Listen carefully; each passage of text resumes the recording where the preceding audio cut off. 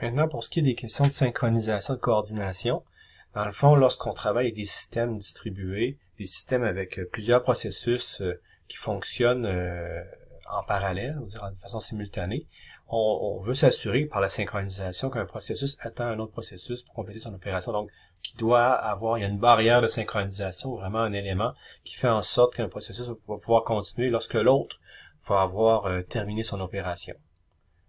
Et donc, ça c'est au niveau des processus, mais on peut aussi regarder au niveau de la synchronisation des données. Si par exemple, on a deux processus indépendants qui fonctionnent, mais qui travaillent sur les mêmes données, puis s'il y en a un qui modifie les données, mais on veut que la modification soit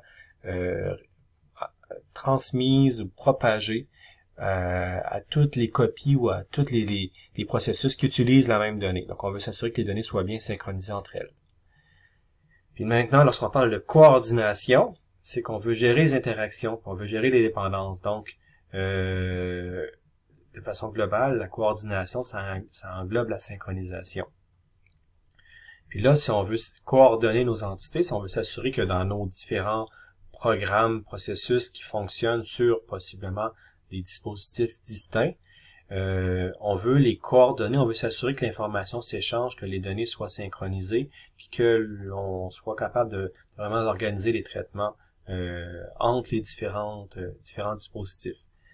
Si on parle d'une coordination d'entités sur des systèmes qu'on dit monoprocesseurs avec un seul processeur, ou multiprocesseurs, mais sur une même carte mère avec un seul circuit d'horloge, mais vu que l'horloge est commune, il n'y a pas de problème, tout est précis, tout est vraiment bien synchronisé par le signal d'horloge qui est commun au processeur.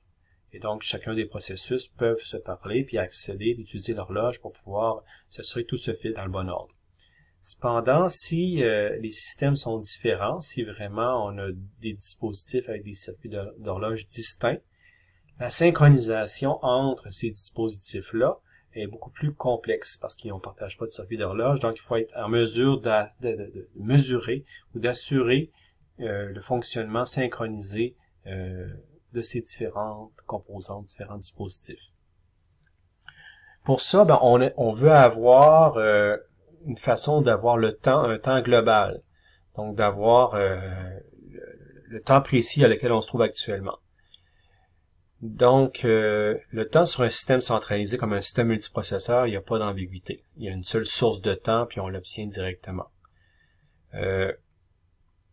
Donc, dans ce contexte-là, sur un système multiprocesseur avec un seul circuit d'horloge, un processus peut appeler le système d'exploitation, puis avoir accès à la valeur de l'horloge, puis cette valeur-là, elle est bonne.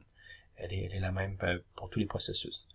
Dans un système distribué, vu qu'on a une horloge indépendante, un circuit d'horloge distinct, on peut pas garantir que chacune des horloges fonctionne de la même façon, puis ils vont pas nécessairement, les horloges peuvent aller à des vitesses légèrement différentes, on peut perdre la synchronisation avec le temps, il peut y avoir vraiment des dérapages, ou du moins du drift, d'avoir vraiment des horloges qui vont un petit peu plus vite qu'une autre.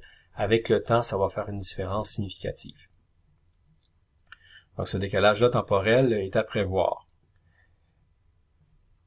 Et donc, dans des systèmes temps réel, on peut avoir besoin du temps actuel avec précision. On veut avoir le temps le temps actuel assez précisément pour faire certaines opérations.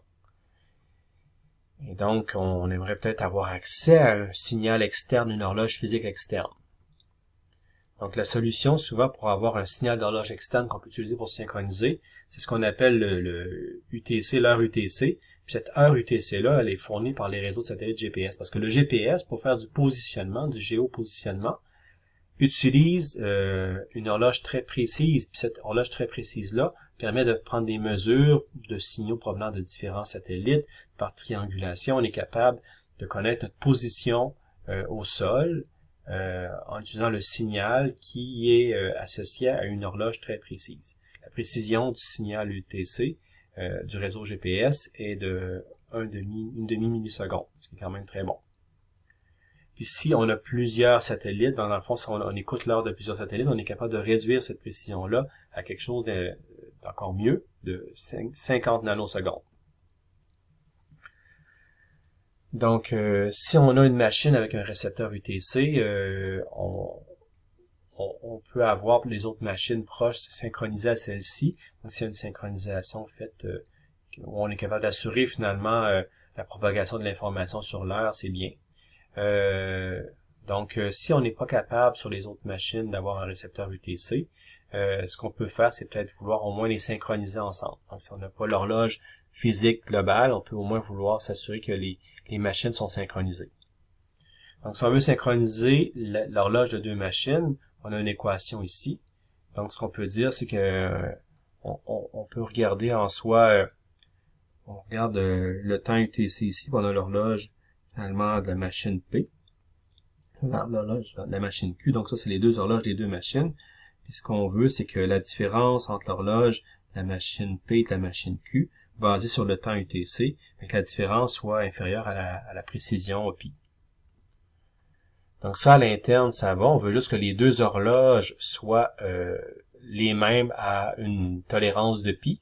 On peut aussi vouloir s'assurer que l'horloge d'une machine relativement à UTC soit précise à un niveau alpha. Donc là, on va regarder l'horloge interne relativement au vrai temps UTC. On dit, on veut que la différence soit minime, soit inférieure à alpha.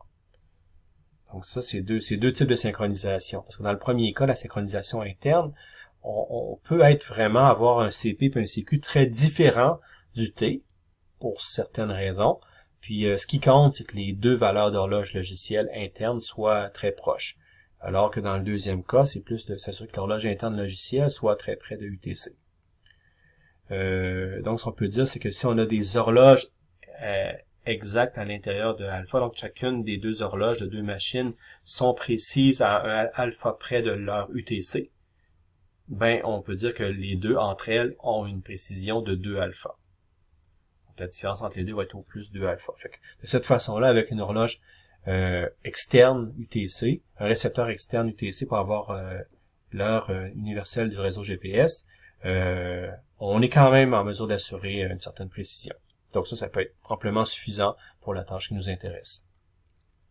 Dans un monde parfait, bien sûr, on aimerait que tout soit bien synchronisé avec un alpha, un pi de 0, donc d'avoir vraiment aucune différence entre l'horloge UTC puis entre les horloges internes de deux machines.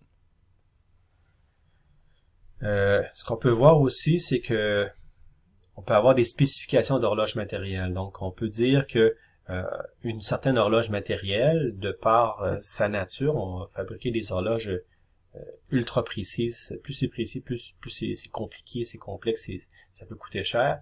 Donc, si on prend des horloges avec un quartz qui vibre, généralement, il y a une certaine imprécision, une certaine dérive qui peut survenir du fait que on se base sur la vibration d'un cristal qui a peut-être pas une forme parfaite. Il y a toujours des petites erreurs, des petites imprécisions sur la forme du cristal qui fait en sorte que on ne va pas avoir exactement la fréquence à laquelle on s'attend.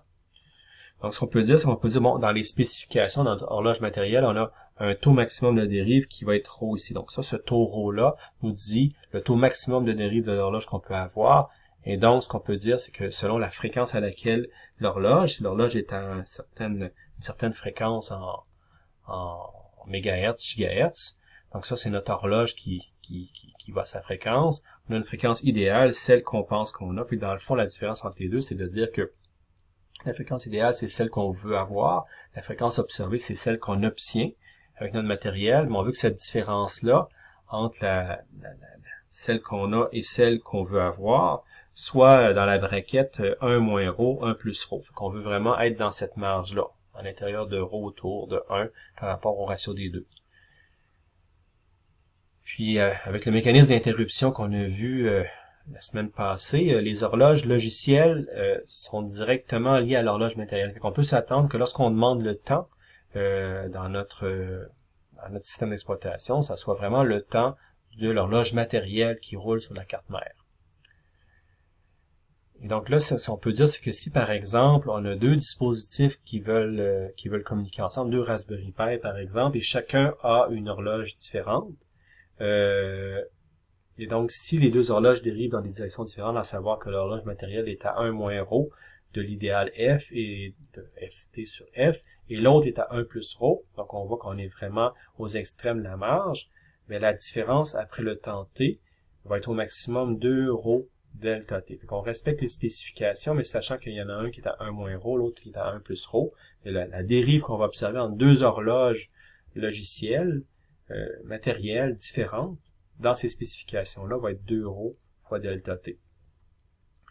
Donc, si on veut garantir une précision de pi secondes, les horloges doivent être synchronisées à chaque temps, pi sur 2 ρ secondes. Et donc, ça veut dire que fréquemment, à la fréquence qu'on a ici, on veut refaire une synchronisation pour ramener les horloges comme étant bien synchronisées par rapport à ce qu'on s'attend par rapport aux spécifications.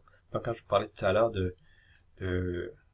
ici au niveau ce qui précède, d'avoir les différences finalement relatives entre deux horloges logicielles, sans égard à UTC, qu'on est à l'intérieur de pi, mais c'est ce qu'on dit ici, c'est que dans le fond, selon les spécifications, on peut s'attendre qu'après un certain temps, il faut resynchroniser les horloges, sinon on va sortir de ce qu'on a comme spécification. Maintenant, la question, c'est de dire comment est-ce qu'on peut faire cette synchronisation-là entre une horloge et le temps UTC, par exemple, pour commencer. Donc, on ici, on a un client A puis on a un serveur B. Donc, dans le fond, on a deux entités. Le A fait une requête à B pour avoir le temps UTC. Donc, ce qu'on peut voir, c'est que du côté A, il y a une requête qui est faite ici au temps T1. Puis là, ça va prendre un temps delta T-rec ici pour en arriver finalement à T2. Ça, c'est le temps que ça prend pour que la requête parte de A et soit transmise jusqu'à B. Et donc, il y a un certain temps pour obtenir l'information. Donc, on a T1, puis T2, puis T3 ici. Puis ensuite, lorsque on est rendu à T3, on va avoir un message qui va aller à A au temps T4. Puis là, ça prend un certain temps pour le réseau qui est ici, le delta T réponse. Donc, A fait une requête au temps 1. Donc, le temps 1, il est local. Alors, ce qu'il faut voir, c'est que T1 puis T4, c'est le temps selon l'horloge de A. Et T2 et T3, c'est le temps selon l'horloge de B. C'est pas la même horloge, donc il peut y avoir vraiment une différence entre les deux. Et donc, A envoie la requête au temps T1 de son côté, elle est reçue au temps T2 selon B par B. Puis B répond en fournissant ses mesures, donc on va dire entre T2 et T3, il s'est passé un certain temps. Fait que là, au niveau de B, la différence ici entre T2 et T3, elle est correcte, là. On la connaît très bien parce que c'est la même horloge. Donc, normalement, on est capable de la mesurer très finement. Puis ça, on peut le transmettre finalement à A en disant qu'on envoie la réponse à A, puis A reçoit ça au temps T4. Si on suppose que le temps d'aller de A vers B est approximativement égal au temps pour aller de B vers A, finalement, ça ici et cela, c'est similaire, dans le sens que c'est symétrique. Ce qu'on peut faire, c'est qu'on peut donc estimer le décalage empiriquement. Donc, l'estimation du décalage entre l'horloge de A et l'horloge de B va être tout simplement de dire, bon, notre estimation qui est θ ici, c'est égal à T3. À T3 ici, fait que T3 plus le temps de transmission ici de A vers B, moins le temps de transmission le temps de A moins B, mais dans l'autre sens ici. On fait la différence entre les deux, moins T4. Donc, on peut l'estimer comme ça. Puis tout ça, ça égale tout simplement à T2 moins T1 ici. Donc, on voit la différence ici. Et T3 moins T4 ici. Et donc ça, on voit que normalement, vu que ça devrait être à peu près équivalent, on va être capable d'estimer le θ ici. Et ce θ-là, ben, ça va être intéressant parce que dans le fond, ça va nous donner ce qu'il faut pour estimer le décalage.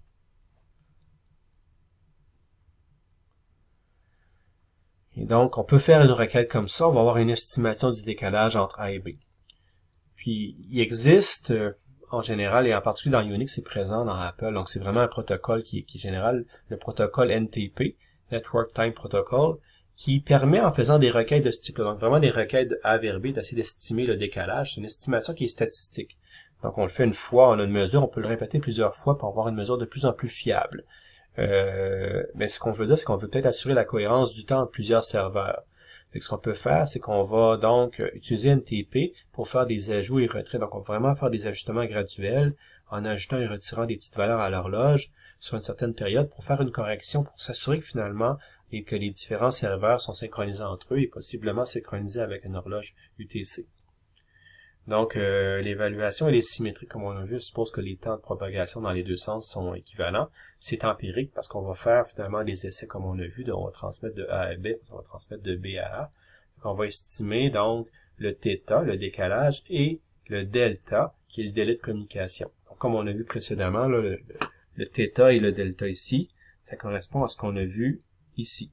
Donc, vraiment, le θ ici et le delta qui correspond à un peu le temps de requête delta.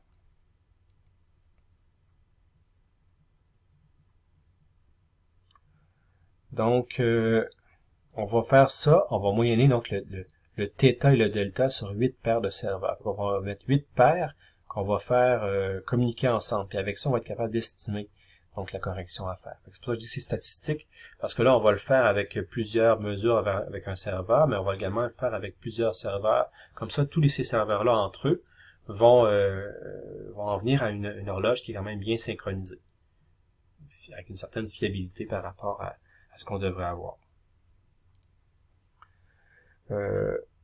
Dans certains cas, donc ça c'est pour avoir vraiment une synchronisation, puis peut-être le point à signaler avec ce qui précède, c'est qu'on peut donc se synchroniser puis être à quand même un petit epsilon vraiment très près de la vraie heure UTC, donc d'être vraiment proche du temps universel, d'avoir une machine qui est très bien synchronisée de façon absolue. Mais dans certains cas, le temps absolu, c'est pas si intéressant que ça, c'est pas nécessaire.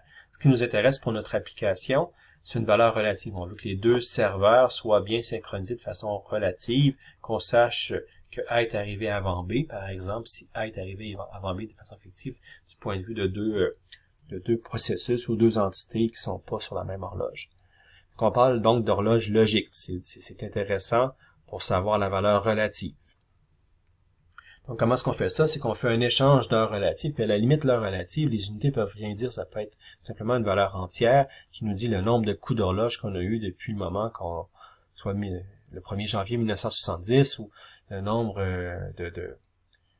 finalement de cycles d'interruption d'horloge qu'on a eu depuis qu'on a démarré la machine. Donc, on dit si logiquement, on a communiqué de 1 à 2, donc dans le fond, il y a un message qui est transmis du processeur 1, du processus 1 au processus 2, mais l'horloge, la valeur d'horloge logique pour le 1 devrait être inférieure à 2. Logiquement, normalement, on n'est pas en mesure d'envoyer un paquet qui arrive avant. Donc, lorsqu'un message est envoyé, le message devrait arriver après dans le temps sur P2. Pour ça, il existe l'algorithme de Lamport. L'algorithme de Lamport va faire une correction des horloges par assignation. Donc, on va communiquer, puis on va incrémenter, on va assigner l'horloge de P2 comme étant P1 plus 1 si l'horloge de P2 était antérieure à P1. Donc, on répète ça jusqu'à convergence. Donc, on va faire autant d'ajustements d'horloge que nécessaire, à savoir que si on s'aperçoit que l'horloge est désynchronisée, ben, on va incrémenter P2 comme étant l'horloge de P1 plus 1, puis on va répéter ça jusqu'à temps qu'il y ait une bonne synchronisation. Donc l'horloge logique, ça va assurer la cohérence des opérations. Donc si on a plusieurs machines qui travaillent ensemble, on va s'assurer que ça va être cohérent, sans égard à la valeur précise du temps. On est capable de dire par rapport à l'horloge que dans quel ordre les choses surviennent, puis de s'assurer que ça soit logique entre les différentes horloges. Un exemple donc pour illustrer ça, c'est ça ici, c'est le premier exemple ici avec 3 processeurs. On a le processeur 1, 2 et 3. On voit qu'il y a une communication. On voit que dans la première direction, ça va de 6 à 24, 24 à 40. Donc, pour ce qui est du message M1 et M2, il n'y a pas de problème. Les horloges sont cohérentes. Mais cependant, ensuite, lorsqu'on voit ça, lorsqu'on a le message M3 qui part à 60 et qui arrive à 56 ici, il y a un problème. Le message M3 arrive plus tôt sur P2 par rapport au moment où il a été lancé sur P3. Donc là, il y a une incohérence ici. Même chose pour le message M4 de P2 vers P1. On voit que le temps sur P1 est antérieur au temps sur P2, alors qu'il devrait être antérieur. Donc là, on voit qu'il y a un problème d'horloge entre les trois. Pour régler ça, on applique l'algorithme de Lamport, à savoir qu'on va incrémenter. Ce qu'on peut voir ici, c'est que dans le fond, au début, ça va. M1, M2, il n'y a pas de changement, les horloges ne changent pas. Mais à M3, lorsqu'on voit que l'heure l'horloge de P2 par rapport à l'arrivée du message M3 est pas bon, mais on va prendre la valeur sur P3 au moment qu'on a envoyé M3, puis on va faire plus 1, puis ça va être la nouvelle valeur de P2. Et donc, on va avoir resynchronisé tout ça de sorte que l'horloge, à partir de la région en gris ici sur P2, a été ajustée à 60 plus 1. Puis ensuite, on peut voir que la même chose, on transmet, on est à 69 ici. Si on transmet ça, on voyait que de l'autre côté, on devrait arriver à 54. Encore là, il y a une incohérence. Donc, on va incrémenter pour dire que la nouvelle heure sur P1, P1 va ajuster son horloge pour que ça soit 69 plus 1, donc 70. Fait que là, on a corrigé finalement les horloges pour P2 et P1. Et normalement, si ça dérive pas trop, ça devrait être bon pour un bon bout de temps. Donc, les horloges vont être synchronisées entre elles. Même si les valeurs ici ne veulent pas nécessairement dire grand-chose. Donc, ça, avec l'algorithme de Lamport, ça nous assure donc une cohérence par rapport aux valeurs relatives entre les processeurs, sans nécessairement être synchronisés sur une horloge centrale.